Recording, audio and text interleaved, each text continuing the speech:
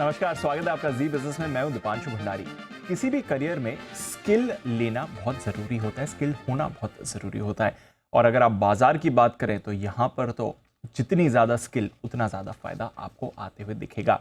युवाओं को स्किल करने के लिए, उनमें जागरूकता जगाने के लिए हर साल 15 जुलाई को वर्ल्ड यूथ स्किल्स डे मनाया जाता है। और आपने तो देखा है हमारी सरकार की तरफ से तो स्किल इंडिया एक बड़ा फोकस भी रहा है। युवाओं को आगे की चुनौतियों के लिए तैयार करने पर यह फोकस रहता है। पर हमने सोचा कि क्योंकि वर्ल्ड यूथ स्किल डे है तो हमें भी फोकस करना चाहिए उन युवाओं पर, उन यंग लोगों पर जो पिछले कुछ सालों में बाजार का हिस्सा बने हैं। स्पेशली कोविड के बाद से जो बाजार में बड़ा एक्शन बना है उसमें नए पार्टिसिपेंट्स बने हैं और रोज बाजार में ट्रेड करते हैं, इन्वेस्ट करते हैं, बाजार की चाल चलन को समझना चाहते हैं और अपने ट्रेडिंग स्किल्स को आगे और बढ़ाना चाहते हैं। तो हमने एक खास यूथ का मार्केट क्लासरूम तैयार किया है जहां बाजार को समझने से लेकर ट्रेड और निवेश से जुड़ी हर तरह की जानकारी आपको मिलेगी। और ये जानकारी आपको देने वाले हैं जी बिजनेस के मैनेजिंग डायरेक्टर अनिल सिंह भी, जो हमारे साथ इस समय शो में भी जुड़ रहे हैं।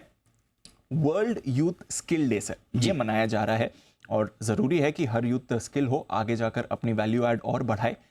पर हम बाजार के लिहाज से ये शो क्यों कर रहे हैं सर? नहीं, वैसे तो देखा जाए तो स्किल डे मनाया इसीलिए जाता है कि आपको ये समझ में आना चाहिए कि किस तरह की स्किल्स की ज़रूरत है जो कोई भी काम आप कर रहे हैं या करना चाहते हैं। Absolutely. दोनों में ही बिल्कुल कर रहे हैं, उसमें भी आप थोड़ी स्किल्स बेहतर करके और आगे बढ़ सकते हैं। जो नया करना चाहते हैं वो भी, और जितनी स्किल्स आप युवा अवस्था में सीख लें, यंग हो तब सीख लें, उसका मुकाबला नहीं। क्योंकि मुझे मतलब मैक्सिमम जितनी भी स्किल्स हैं वो 80-90% 25-27-30 साल के पहले की है। बाद में तो आपने जो 30 साल के पहले जो सीखा वही एक्सपीरियंस आपका धीरे धीरे काम आता है और वक्त के साथ आप थोड़े मैच्योर होते हैं। तो ये 20 से 30 साल का जो समय है, ये समय बहुत इंपॉर्टेंट है यंग लोगों के लिए। और हमें लगता है कि अगर इस पीरियड में आपने कुछ बढ़िया काम सीख लिया, कर लिया, तो वो लाइफ लॉन्ग काम आता है। सो अब चूंकि यूथ स्किल डे है कल, अब वो तो अलग अलग तरह की स्किल्स के लिए जो स्किल्स हम सिखाना चाहते हैं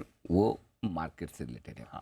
कोविड के बाद ये एक बड़ा बदलाव आया है कि लाखों करोड़ों लोग और नए मार्केट में जुड़े हैं। स्पेशली यंग पीपल जुड़े हैं, घर पे बैठे बैठे जिन्होंने मार्केट देखा है, सीखा है, सुना है, कुछ इन्वेस्टमेंट्स कर रहे हैं, कई सारे लोग ट्रेडिंग कर रहे हैं। तो हम ये चाहते हैं कि जो स्पेशली 2020 के बाद मार्केट में उतरे हैं उन लोगों के लिए ये खास तौर से क्लासरूम है। उनको हमें कुछ चीज़ें समझानी है। पहला, इन्वेस्टमेंट और ट्रेडिंग दोनों अलग अलग चीज़ें हैं। तो वो आपको फ़र्क समझ में आना चाहिए कि आपको इन्वेस्टमेंट करना है या ट्रेडिंग करना है। इन्वेस्टमेंट आपका पार्ट टाइम काम है, कर लिया, जब टाइम मिला कर लिया, थोड़ा बहुत वीकेंड ये वो कभी भी। Trading full time job, trading is full time job, right. और आजकल तो खैर ट्रेडिंग को एक एक्सेप्टेबल प्रोफेशन भी मान रहे हैं। बिल्कुल, कि पहले की तरह नहीं कि आप ट्रेडिंग कर रहे हो मतलब आपका कैरेक्टर लूज है ना, कि आपको कुछ नहीं आता इसलिए कर रहे हैं। लेकिन आजकल लोग स्किल्ड होकर ट्रेडिंग कर रहे हैं, सीख समझ कर, चार्ट्स, ऑप्शंस, एवरीथिंग, राइट। सो एक ट्रेडिंग और इन्वेस्टमेंट फ़र्क होना चाहिए। ट्रेडिंग फुल टाइम जॉब है। यंग ट्रेडर्स सावधानी से ट्रेड करें, क्योंकि देखिए जिसको ट्रेड करना है, जिसको करियर बनाना है वो तो करेगा, लेकिन किस तरह से सावधानी और समझदारी रखें वो हम आज बताने की कोशिश करेंगे। और तीसरी चीज़ जो सबसे इंपॉर्टेंट है, ट्रेडिंग कभी भी अंदाज से न करें। राइट, मेरे को ये ठीक लग रहा है इसलिए ये कर लेता हूँ। आपको ठीक लगने की वैल्यू क्या है मार्केट के लिए? Exactly, right. मुझे मार्केट अच्छा लग रहा है इसलिए खरीद रहा हूँ, खराब लग रहा है बेच रहा हूँ। आपका लगना इंपॉर्टेंट नहीं, उसके पीछे आपके पास स्किल्स होनी चाहिए डिसाइड करने के लिए कि अच्छा क्यों लग रहा है या खराब क्यों लग रहा है। Right, correct. भले आप किसी और को, फॉर एग्जांपल आप मुझे सुन के डिसाइड करें, लेकिन फिर आपको अगर मुझे सुन के डिसाइड करें तो मुझे समझने की स्किल होनी चाहिए। राइट सर, है ना, या मार्केट को समझने की स्किल होनी चाहिए। तो वो स्किल सेट आपको बनाना है, ये आज के क्लासरूम के पीछे पर्पस है। तो वो स्किल सेट तैयार, अच्छे ट्रेडर्स आगे बने, ट्रेडर्स, इन्वेस्टर्स दोनों, जैसे भी मार्केट पार्टिसिपेंट्स। Absolutely, absolutely. तो पहले जरा ये समझाइए, आप भी पहले कहते हैं कि पैसा वो जो जेब में आए, राइट, टारगेट से ज्यादा स्टॉप लॉस इंपॉर्टेंट होता है। तो अगर आपको अच्छा ट्रेडर बनना है तो पहले क्या क्या सावधानियां आपको रखनी चाहिए, ये बताइए। देखो, सिंपल सी चीज़ है, सावधानी में एक सिंपल बात है कि मैं वही बोलूँगा, दिखावे पे ना जाए, अपनी अकल लगाए। हाँ, मतलब दीप कोई काम कर रहा है इसलिए मैं भी करूँ, या मैं कोई काम कर रहा हूँ इसलिए दीप सोचेगा अनिल जी कर रहे हैं मैं भी करूँ। अरे भाई, हम दोनों अलग अलग इंडिविजुअल हैं, राइट। मैं चाहूँ तो आपके जैसा धीर गंभीर नहीं हो सकता, और आप चाहें तो मेरे जैसे एकदम उस तरह से नहीं कर सकते। सबकी अपनी अपनी पर्सनैलिटी है और सबकी अपनी अपनी खासियत है। तो पहली चीज़ तो है कि आपको अपनी समझ के हिसाब से काम करना है, न कि देखा देखी। मेरा ये दोस्त कर रहा है इसलिए मैं भी करूँगा, मेरे दोस्त ने ये 4 चीजें अच्छी बना ली, ये पैसा बना लिया इसलिए और उसने आपको वही बताया जो अच्छा किया। कभी उसको अलग से बिठा के पार्टी वार्टी करो, बिठाओ, पूछो फिर पता चलेगा कि खराब क्या किया।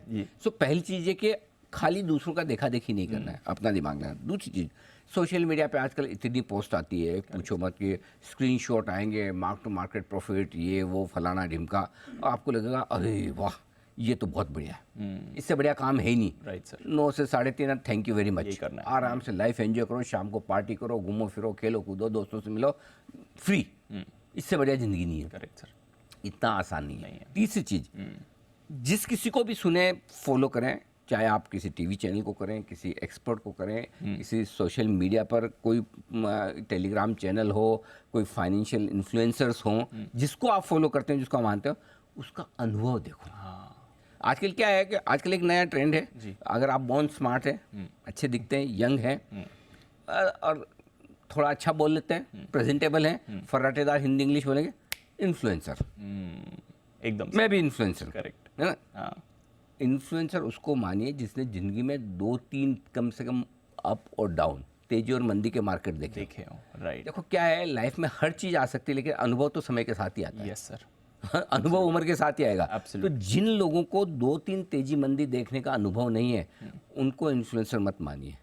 जिन लोगों ने खुद के लिए पैसा नहीं बनाया हो, राइट, चाहे वो, या जिन्होंने जिंदगी में खुद सक्सेसफुल नहीं देखी हो, चाहे वो पढ़ाई के हिसाब से हो, चाहे प्रोफेशन करियर के हिसाब से हो, लेकिन कोई अच्छा बोलने वाला, अच्छा दिखने वाला, अच्छा सुनने वाला, मैं ये नहीं कह रहा कि सारे खराब होते हैं, या न सारे अच्छे होते हैं न सारे खराब, आप उसका अनुभव देखो। Right sir. और किसी एक जो सबसे बड़ी गलती करते हैं जो लोग आमतौर पर यंगस्टर्स, एक दिन ऐसा चैनल खोला, मैंने अगर बोला कि ये ले लीजिए, ये ऐसा था, और तुरंत अनिल जी से बढ़िया कोई नहीं है। और एक अगर वो खोला, वही मेरा दिन खराब है, अगर उस दिन मैंने कुछ खराब रिकमेंड कर दिया तो ये तो बेकार थर्ड क्लास है। तो किसी को भी एक आध कॉल के बेसिस पे जज मत करिए। Right. उसका थोड़ा ट्रैक रिकॉर्ड देखिए, फॉलो करिए, समझिए, उसके बाद जज करिए। अपनी समझ लगाना बहुत जरूरी है इन सब चीज़ों में। बिल्कुल ठीक है सर। अच्छा, आप रोज जब हमारी बात भी होती है ट्रेड सेट की, आप बताते हैं कि मार्केट का ट्रेंड समझना बहुत जरूरी है। इसका क्या मतलब है? तो देखिए 3 तरह के ट्रेंड होते हैं मार्केट। अच्छा। एक ट्रेंड जिसको मैं बोलता हूँ वो एकदम ट्रेंडिंग मार्केट है, ट्रेंडिंग एक तरफा तेजी, एक तरफा मंदी। राइट। मतलब गिरेगा गिरते जाएगा, या बढ़ेगा बढ़ते जाएगा। कभी भी एक स्ट्रेट लाइन में नहीं होता, ऊपर नीचे होता, बट वो ट्रेंडिंग मार्केट है। ट्रेंड क्लियर है कि ऊपर का है, ट्रेंड क्लियर है नीचे का। एक दूसरा मार्केट होता है रेंज बाउंड मार्केट, मतलब छोटे से रेंज में है। फॉर एग्जांपल निफ्टी 300-400 पॉइंट की रेंज में है, हाँ, और बड़ी सुस्ती, बंद 25-50-100 पॉइंट से ऊपर नीचे ज़्यादा बंद नहीं होगा, 200 पॉइंट से ज़्यादा की दिन की रेंज नहीं होगी, हफ्ते 2 हफ्ते की रेंज देखेंगे तो 300-400 पॉइंट से ज़्यादा की रेंज नहीं होगी, फॉर एग्जांपल। तो ये आपका छोटे से दायरे में रेंज बाउंड मार्केट है ना। ये दूसरा वाला। तीसरा मार्केट है तो रेंज बाउंड, लेकिन इस रेंज में उतार चढ़ाव बड़ा है, और रेंज भी बड़ी है। वोलेटाइल मार्केट होता है, इसको वोलेटाइल मार्केट कह दीजिए। करेक्ट, वोलेटाइल है। आप जब तक सोचो तेजी होगी, ब्रेकआउट हो रहा है, दर से नीचे आ गया, जब सोचो गया ये तो खत्म, सडनली ऊपर आ गया, वापस हुआ, वो वोलेटाइल मार्केट। ये 3 तरह के मार्केट होते हैं। आप ये डिसाइड करोगे आप किस तरह के मार्केट में हो, उसके बेसिस पे आपकी स्ट्रेटेजी बनेगी। समझ गया। तो चलिए फिर ये 3 ट्रेंड एक एक करके जरा समझाइए। ट्रेंडिंग मार्केट में कैसे करना है? ट्रेंडिंग मार्केट सबसे आसान मार्केट है ट्रेड करने के लिए, शुरुआत करने वाले ट्रेडर्स के लिए, शुरुआत करने वाले। बाकी तो देखिए, अगर जो मजबूत स्किल ट्रेडर है उसको तो जितना वोलेटाइल मार्केट है उतना मजा आएगा, बट पहले ट्रेंडिंग मार्केट की बात करें तो ट्रेंडिंग मार्केट फॉर एग्जांपल जैसे अभी का मार्केट है, बढ़ता ही है और किसी भी इंपॉर्टेंट लेवल के नीचे नहीं जाता। कई बार फर्स्ट सपोर्ट लेवल से ऊपर आ जाता है वापस, अगर करेक्शन आता भी है फर्स्ट सपोर्ट लेवल पे आ जाता है। करेक्शन 1.5-2 दिन 2.5 दिन से ज़्यादा नहीं चलता। बिल्कुल। करेक्शन 1 से 2% से ज़्यादा नहीं आता। बिल्कुल। ये ट्रेंडिंग मार्केट की निशानी है तेजी की। समझ। और ऐसे ट्रेंडिंग मार्केट में बाय ऑन ऑल डिप्स, पहले सपोर्ट पे लीजिए, इंपॉर्टेंट सपोर्ट पे लीजिए। राइट। ये ट्रेंडिंग मार्केट। सेम बेचने का मार्केट है, अगर समझो बार बार नीचे जा रहा है, थोड़ा कभी भी ऊपर खुला, ग्रीन में खुलाने की ठोको, ये इस तरह का जो माहौल दिखता है ना, करेक्ट, वो सेल ऑन ऑल राइजेस वाला होता है। जब भी बढ़े आपको बेचना। ये ट्रेंडिंग मार्केट बहुत ईजी है। अब ट्रेंडिंग मार्केट में कभी कभी क्या होता है कि आपने जैसे पहले सपोर्ट लेवल पे ले लिया, पहले और इंपॉर्टेंट सपोर्ट लेवल में फर्क है। पहला लेवल तो वो छोटा वाला होता है, वहाँ रुका नहीं रुका, लेकिन वहाँ ले लिया तो आपकी एवरेज करने की कैपेसिटी होनी चाहिए नीचे में। मैं कई बार बोलता हूँ, जब तेजी का मार्केट है, आप स्टॉप लॉस मत सोचो, नीचे आएगा मैं थोड़ा और लूंगा, है ना, पहला डिप खरीदूंगा, करेक्ट है ना, करेक्ट एक तरफा तेजी के बाद पहला डिप खरीदूं, ये ट्रेंडिंग मार्केट है, पहले डिप को खरीदना है, Right. एवरेज करना है। सो जब मार्केट ट्रेंडिंग हो, एवरेज करने की भी सोच सकते हैं, राइट मार्केट डिप, पहली डिप पे भी खरीदेंगे, सेकंड डिप पे भी खरीदेंगे, सेम बेचने में रिवर्स होगी, हर उछाल पे बेचेंगे, एवरेज भी करेंगे। ये आपके लिए ट्रेंडिंग मार्केट ट्रेड करने का तरीका है। ठीक है सर। रेंज बाउंड मार्केट में क्या करना होता है? रेंज बाउंड मार्केट में सिंपल है दीप, कि आपको पता है ये रेंज है, रेंज के ऊपर के सिरे पे आए बेचना है, रेंज के नीचे के सिरे पे आए बेचना है, और जबकि रेंज छोटी है, सीमित दायरे में रेंज बाउंड मार्केट है, राइट सर। है ना, नैरो रेंज, छोटी रेंज, 200 पॉइंट की, 150 पॉइंट की निफ्टी की रेंज। अब इसमें समस्या क्या है, अगर आपने एकदम सही लेवल पे एंट्री एग्जिट नहीं किया तो आपके पैसे बनते नहीं। 25-50 पॉइंट बना के निफ्टी में क्या मजा आएगा, करेक्ट। सो ऐसे में अगर रेंज बाउंड मार्केट है तो आप एक काम करो, आपको पता है रेंज बाउंड मार्केट है, बड़ा ट्रेंड आपको पता है जी। बड़े ट्रेंड में रेंज बाउंड मार्केट जब आया, यानी कि एक तरफा तेजी होने के बाद मार्केट रेंज में आ गया, 300 पॉइंट की रेंज में, फॉर एग्जांपल निफ्टी वक्त भी था, वहाँ पे एक काम करो, इंडेक्स से हट जाओ, अच्छा स्टॉक्स में आ जाओ। ओके वहाँ स्टॉक्स में आना ज़्यादा ठीक है, क्योंकि वहाँ सेक्टोरल रोटेशन होगा, पर्टिकुलर सेक्टर को पकड़ के उस सेक्टर में चर्निंग जो हो रही है उस स्टॉक को पकड़ लो, या फिर ऑप्शन खरीदने के बजाय ऑप्शन बेचना फायदे में।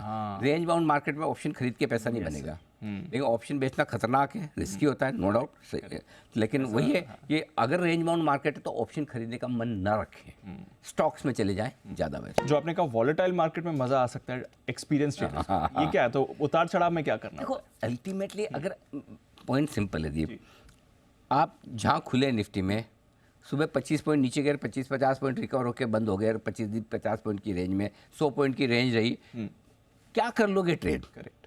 तो अगर एक कोई ट्रेडर को आप पूछो जो स्किल ट्रेडर है, समझदार ट्रेडर हो, जिसको ट्रेड करना आता है, सीख गया, वो क्या बोलेगा? वॉलेटिलिटी चाहिए, उतार चढ़ाव चाहिए, तो जितनी ज़्यादा वॉलेटिलिटी उतना ट्रेड करना मज़ेदार। अब इसमें एक बहुत मुश्किल काम है, आसान काम नहीं। क्यों?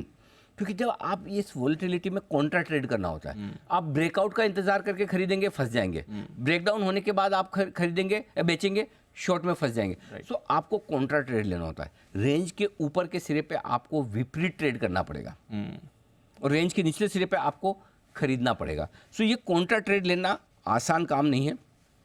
अब इस वोलेटाइल मार्केट में होगा क्या दीप, कभी भी रेंज मार्केट तोड़ता है, एक दिन में नहीं तोड़ता।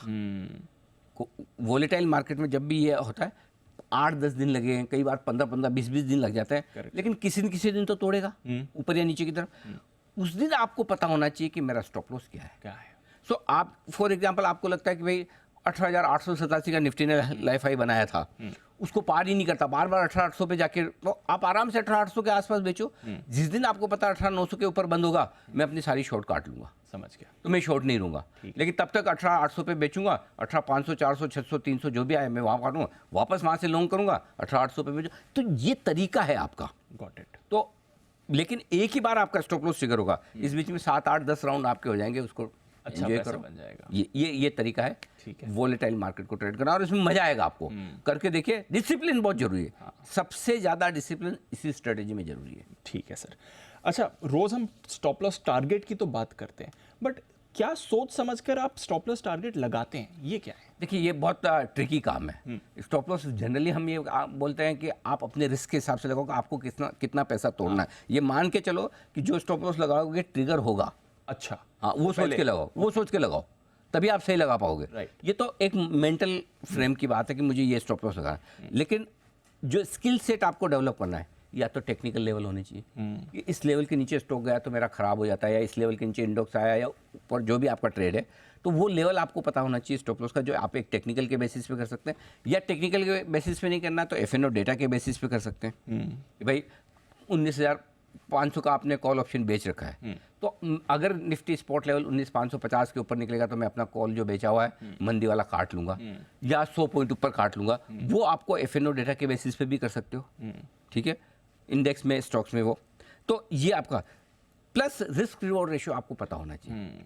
अगर कोई मुझे बोले कि निफ्टी लेना है, 50 पॉइंट का स्टॉप लॉस, 50 पॉइंट ऊपर का टारगेट, राइट, कभी मत करो, अच्छा, नेवर। Oh. जब तक रिस्क रिवॉर्ड रेशियो 1:3 ना हो, 1 रुपया जाने के रिस्क और 3 रुपये आने का स्कोप, तब तो ट्रेड करने का फायदा है ना। करेक्ट, क्योंकि आपको पता है सारे ट्रेड तो आपके फायदेमंद होंगे नहीं। यस, अगर 10 में से 4 ट्रेड आपके खराब हो गए, 5 या 6 ट्रेड ठीक भी हो गए तो जब आपका पैसा आए तो पूरा आ जाना चाहिए। तो इसीलिए जहाँ रिस्क रिवॉर्ड रेशियो आपका स्टॉप लॉस 1% है तो टारगेट 3% का होना चाहिए। Got it. वो आपका रिस्क रिवॉर्ड रेशियो नहीं बैठे तो वो ट्रेड नहीं लेना, तो वो फेवरेबल होना भी चाहिए। अच्छा सर, इसी में अगर ट्रेड आपका फेवरेबल हो रहा है, पैसा बन रहा है, टारगेट आ रहे हैं, तो आप कभी कभी कहते हैं मुनाफा बुक मत करिए, पूरा मुनाफा कमाएंगे, तो आप स्टॉप लॉस ट्रेल करिए, टारगेट बढ़ाते जाइए। करेक्ट। ये कैसे करते हैं? वो करना ही पड़ेगा क्योंकि दीप क्या है कि नहीं तो है ना आप बड़ी तेजी छोड़ दोगे या बड़ी मंदी छोड़ दोगे, जो भी, मैं तेजी का एग्जांपल लेकर बोल रहा हूँ, लेकिन मंदी में भी यही लागू होता है, रिवर्स लागू होगा। आपको क्या करना है, कितनी ताकत है मार्केट की या उस स्टॉक की कि घटता ही नहीं है, और घटा एक आध दिन 1.5 दिन सबको लगता है कि मंदी आ रही है फिर भाग जाता है, ये ताकत है। तो पहले तो आपको उस इंडेक्स की या उस स्टॉक की ताकत पहचाननी है, वो आप फील करेंगे जब आप स्क्रीन देखेंगे, ट्रैक करेंगे इंडेक्स को, मार्केट को, आप पहचानेंगे। डायरेक्शन जब भी रिवर्स होने लगे तो आपको अपना स्टॉप लॉस पता होना चाहिए कि इसके नीचे मेरे को एज ए डिसिप्लिन काट लेना है। तो क्या होगा, आपका स्टॉप लॉस आपने ट्रेल करते चले, और जैसे स्टॉप लॉस ट्रिगर होने का टाइम हुआ, कोई बात, इसमें आपको मेंटली एक चीज़ प्रिपेयर होनी है कि आप कभी भी टॉप पे नहीं बेच पाएंगे। हाँ, ये तैयारी। अब प्रॉब्लम सबसे ज़्यादा क्या है कि हमको वही काम करना है जो कोई नहीं कर पाया, लेना भी एकदम बॉटम में, बेचना भी एकदम टॉप पे। मेरे बेचने के बाद कभी ना बढ़े, मेरे लेने के बाद कभी ना घटे, और होता बिल्कुल वैसा उल्टा है। सो इसलिए आप टॉप छोड़ दो, जब रिवर्स करने लगे तो आपको पता होना चाहिए मेरा ये स्टॉप लॉस है, ताकि आपका प्रॉफिट प्रोटेक्ट हो। और बाकी स्टॉप लॉस आप बड़ा, जैसे जैसे स्टॉक या इंडेक्स ऊपर जाता है वैसे वैसे स्टॉप लॉस खींच कर ऊपर लेते जाए, ताकि आपको अप साइड में या डाउन साइड में आपको पूरा मुनाफा बने।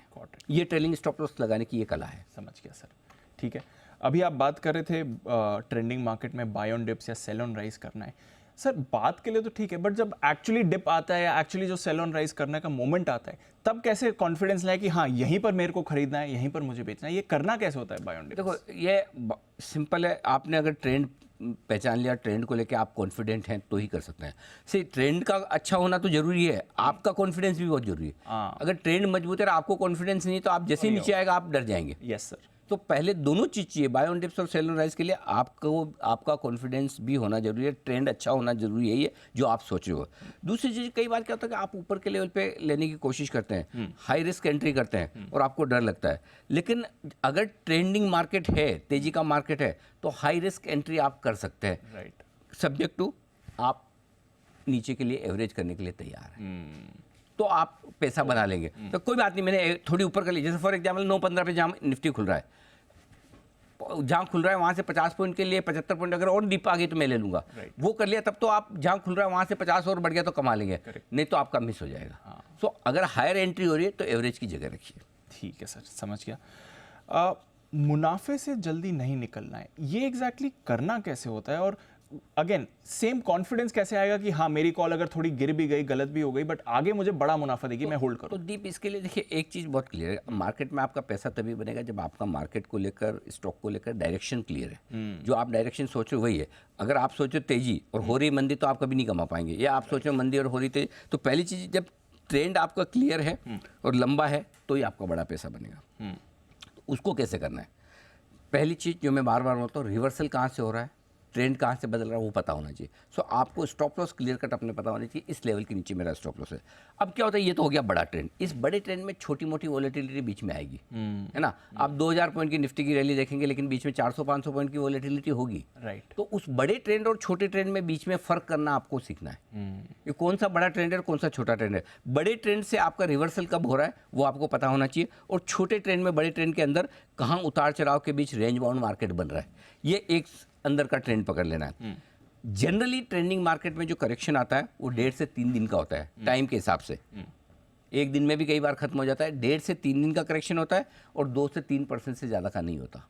तो ये आपके लिए एक बहुत बड़ी पहचान है ट्रेंड पकड़ने की, कि आप ट्रेंडिंग मार्केट में, अगर आप 6 महीने में देखेंगे कि 6 महीने में बार बार लगातार जब से कोई एक बड़ा ब्रेकआउट आया, तेजी शुरू की है या मंदी शुरू की है, 1.5 दिन 2 दिन से ज़्यादा ट्रेंड बदला नहीं है। Yes sir. और 2-3% से ज़्यादा किसी भी लेवल से करेक्शन नहीं आए, यही ट्रेंडिंग मार्केट है। समझ गया सर। अच्छा चलिए, मैंने डेटा पढ़ लिया, ट्रेंड पकड़ लिया, कॉन्फिडेंस भी है मुझे, मैं देख भी रहा हूँ कि ये हो जाएगा, फिर भी मेरा ट्रेड रिवर्स हो गया तो कुछ ही नहीं कर सकते हो, कितनी तैयारी कर लो, सारी स्किल्स हो जाए। देखो भाई, ऐसा सिंपल है, ट्रेड उल्टा होना होगा तो होके रहेगा, कोई तैयारी काम नहीं। क्योंकि क्या होता है, ट्रेड जब भी उल्टा होता है ना, वो तैयारी की वजह से नहीं होता, वो कोई खबर आने से होता है। करेक्ट। और कौन सी खबर आएगी, मैं आपको अभी पूछूं, कल सुबह की मुझे 2 हेडलाइन बता दो, नहीं बता सकते, है ना, है ही नहीं ना पॉसिबल। तो वो तैयारी फिर कुछ काम नहीं आती। लेकिन बड़ी इवेंट हो या बड़ी वॉलेटिलिटी होने का डर हो, तो आपको स्टॉप लॉस पहले से मान के चलना है, रखना है, ये ध्यान में रखो। फॉर एग्जाम्पल, फेड की मीटिंग होने जा रही है, ठीक है, कोई आरबीआई की पॉलिसी आ रही है, कोई बजट आ रहा है, तो आपको पता है वोलेटाइल होगा मार्केट, तो वो तैयारी आपको रखनी। ओवरनाइट अगर कुछ बड़ा होने का डर हो, कि समझो आप 200 पॉइंट निफ्टी पे ऊपर बंद हो रहे हैं, डाउ फ्यूचर 100 पॉइंट नीचे दिख रहा है, तो वोलेटिलिटी हो सकती है, या तो डाउ सुधर गया और आप ऊपर खुल जाएंगे, या तो ऐसी सिचुएशन में आप अपनी हेजिंग जरूर रखें ऑप्शंस को, कि भाई समझो मुझे निफ्टी पे 200 पॉइंट से ज़्यादा का मूव ऊपर नीचे खुला तो मेरे को टेंशन है, राइट, तो आप 200 पॉइंट दूर का पुट या कॉल लेकर आप हेज करके चले। सो वोलेटिलिटी बढ़ने की सिचुएशन में ओवरनाइट हेजिंग जरूरी है। बाकी रेगुलर दिन हो जहाँ पे ट्रेंड अपना भी क्लियर है, अमेरिका का भी क्लियर है, कोई बड़ी इवेंट होने की संभावना कम है, मस्त लाइफ एंजॉय करो, कोई कुछ नहीं, ट्रेंड के साथ रहो, मस्त रहो, वो क्लियर कट है। ठीक है सर। अच्छा, ट्रेंड भी पकड़ लिया, वॉलेटिलिटी भी आ गई, आप कभी कभी कहते हैं कि स्विंग ट्रेड के लिए आपको तैयार होना चाहिए, दोनों तरफ के ट्रेड पकड़ने आने चाहिए। ये स्विंग ट्रेड क्या होता है? देखो, किसी भी पर्टिकुलर टाइम पे एकदम छोटा मूव और तेजी से आने वाला मूव पकड़ना, इसको स्विंग ट्रेड करें। कैसे? जैसे आज किसी एक खबर की वजह से कोई एक पर्टिकुलर सेक्टर ये एक्शन में रहेगा। फॉर एग्जांपल, आज 2 व्हीलर ऑटो के लिए कोई बढ़िया खबर है, आपको लगा कि आयशर चल गया, स्विंग ट्रेड क्या बनेगा, क्या कोई हीरो या बजाज ऑटो पीछे चल सकता है? हाँ, समझ गया। और वो आपको ठक ठक ठक आधा 1-2% के लिए घंटे, 2 घंटे, 4 घंटे का दिन का ट्रेड बनेगा। इसको वो कहते हैं मुंबई की भाषा में, चलती गाड़ी में चढ़ो, चलती में उतरो, हमारी लोकल ट्रेन में, करेक्ट है ना, तुरंत चढ़ गए, तुरंत उतर गए, क्योंकि आपको पता है गाड़ी चल चुकी है, अब पकड़ लो फटाफट। तो उसमें आपको एक्शन आने के पहले नहीं करना है, स्टॉक में या सेक्टर में एक्शन आना शुरू हो गया है, उसके बाद आपको घुसना है, वो स्विंग ट्रेड है। और वो बहुत लोग करने की कोशिश करते हैं, करना भी चाहिए, क्योंकि वो फास्ट ट्रेड है। अब एंट्री और एग्जिट दोनों फास्ट होनी चाहिए। लेकिन स्विंग ट्रेड के बारे में एक बहुत मैं बता दूं जी, सोचने में, कहने में, दिखने में, करने में ऐसा लगता है सबसे आसान ट्रेडिंग है, लेकिन सबसे मुश्किल ट्रेडिंग यही है। सबसे आसान दिखने वाली सबसे मुश्किल ट्रेडिंग स्विंग ट्रेडिंग है। ठीक है, चलिए। अच्छा, इसमें आसान और मुश्किल क्या है, या इसमें बेहतर और मुश्किल क्या है, ये बताइए। किसमें? इन्वेस्टिंग करें या ट्रेडिंग? दोनों ही करके देख लो आप। जो आपको सूट करे वो आसान, जिसमें आप अच्छा कर सकते हो वो आसान है। मेरा ये मानना है दीप, 70-30 का रेशियो रखो। अच्छा, या 80-20 का। 70% पैसा आपके पास जो है वो डालो इन्वेस्टमेंट में, ओके, 20 या 30% डालो ट्रेडिंग में। Got it. ठीक है, 20-30% की ट्रेडिंग कर लो। अगर ये 20-30% आपको 70% से ज़्यादा कमा के देते हैं साल भर में, तो आपको पता चल जाएगा आपको इन्वेस्ट करना है, ट्रेड करना है। अगर 30% ज़्यादा कमा के दे रहा है तो ठीक, और अगर साल भर तक आप ये 30% नहीं बचा पाए, जीरो हो गया, तो आपका 70% वाले में इन्वेस्टमेंट करो। अगर आप इससे ज़्यादा आप ट्रेडिंग में, कैसे आप कैसीनो में जाते हैं, कैसे करते हैं कि मेरे को इतना ही नुकसान करना है, उतने ही मैं चिप्स लूंगा या उतने ही मैं, है ना, ताकि आपको पता है ये खत्म हुआ, वापस बाहर आ जाना है ना, ऐसा बना तो बना तो ठीक है। सो ये ट्रेडिंग वाला मामला उस जैसा है। सो आपको पता होना चाहिए मुझे इतनी कैपिटल रखनी है, और 100% कभी ट्रेडिंग में मत रखिए। तो 70% तो आपका इन्वेस्टमेंट के लिए एलोकेशन होना ही चाहिए, और बाकी तो ठीक है। अच्छा, एक चीज़ और है, जो हमारे यूथ है, यंग इन्वेस्टर्स हैं, ट्रेडर्स हैं जो देख रहे हैं, एक्चुअली मैं बताऊं, अगर इस उम्र से ये इन्वेस्टमेंट शुरू करेंगे तो इन्वेस्टमेंट में और ज़्यादा पैसा बनेगा। ये तो हमें तो इतनी समझ ही नहीं थी 20 साल की उम्र में, 25 साल की उम्र में, कि इतना पैसा इक्विटी में लगाने से बुढ़ापे में इतना बन जाएगा। आपको तो इतनी समझ है, आपको तो इन्फॉर्मेशन पूरी आज हर जगह मिलती है। सो एक्चुअली मैं बताऊं कि आप अपना काम दूसरा और कुछ करो, और साथ साथ में इन्वेस्टमेंट करते जाओ, तो उसमें उल्टा ज़्यादा पैसा बन जाएगा। और फिर भी जिसको फुल टाइम ट्रेडिंग करनी भी है, तो जो स्किल्स बताई हैं वो स्किल्स ले, समझे। अब अलग अलग तरीके से आप ये सारी स्किल्स ले सकते हैं, लेकिन क्या स्किल सेट होने चाहिए वो हमने आपको बताया। बिल्कुल सर, बहुत बहुत शुक्रिया। रोज़ सुबह तो आप मदद करते ही हैं ट्रेड समझने के लिए, बाजार समझने के लिए, मूड समझने के लिए, बट आज स्पेशली ये जो यूथ स्किल डे पर आपने यूथ के लिए मार्केट की मास्टर क्लास बनाई है, उसके लिए बहुत बहुत शुक्रिया। तो बहुत बहुत शुक्रिया अनिल जी, मज़ा आया आपसे बात करके भी, और आप सबका भी बहुत बहुत शुक्रिया इस यूथ के मार्केट क्लासरूम में हमारे साथ जुड़ने के लिए।